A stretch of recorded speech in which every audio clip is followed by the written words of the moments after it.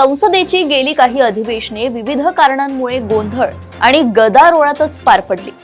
यावेळी देखील तसेच काही होईल असे म्हटले जात होते, परंतु सरकार आणि विरोधकांनीही दाखवलेल्या लवचिकतेमुळे यावेळी संसद सुरळीत चालण्याची शक्यता निर्माण झाली आहे आणि हे स्वागतार्हच म्हणावे लागेल। सुरुवातीला सारथी ॲपवरून विरोधकांनी गोंधळ घातला।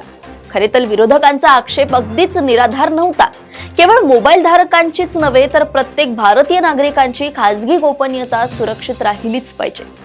सारथी ॲप या गोपनीयतेवर काही प्रश्नचिन्ह निर्माण करत असेल तर त्यावर स्पष्टीकरण आवश्यकच होते। कदाचित विरोधकांच्या दबावामुळेच सरकारनेही हे ॲप आपल्या मोबाईलमधून हटवण्याचे स्वातंत्र्य वापरकर्त्याला देण्याचे मान्य केले आहे। तत्पूर्वी विरोधकांनी मतदार फेर आढावा मोहिमेवर संसदेत चर्चा करण्याचा आग्रह धरला होता। सुरुवातीला सरकार यासाठी तयार नव्हते, परंतु अखेर इथेही सरकारने विरोधकांच्या आग्रहापुढे मान झुकवली असे म्हणता येईल। त्यामुळे अलीकडील काळात अतिशय गाजत असलेल्या या मुद्द्यावर संसदेत सर्वंकष चर्चा होणार आहे। विशेष म्हणजे निवडणूक पद्धतीतील अपेक्षित सुधारणांवरही चर्चा होणार आहे।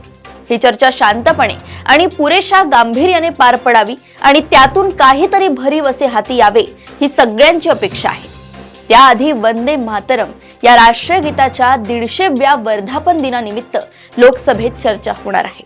एकूणच यावेळी संसदेचे कामकाज सुरळीत पार पडण्याचे लक्षण दिसत आहे आणि ते चांगलेच म्हणावे लागेल। याच अधिवेशनात काही महत्त्वाची विधेयके सादर होणार आहेत। त्यावरील चर्चेतही विरोधक सामील झाले तर किमान त्या विधेयकांच्या सगळ्या बाजूंवर प्रकाश पडेल। अर्थात हे सगळे SIR वर होणाऱ्या चर्चेवर अवलंबून आहे। अशाच घडामोडी व अपडेट सोबत पुन्हा भेटूया देशोन्नती संपादकीयमध्ये। बघत रहा देशोन्नती।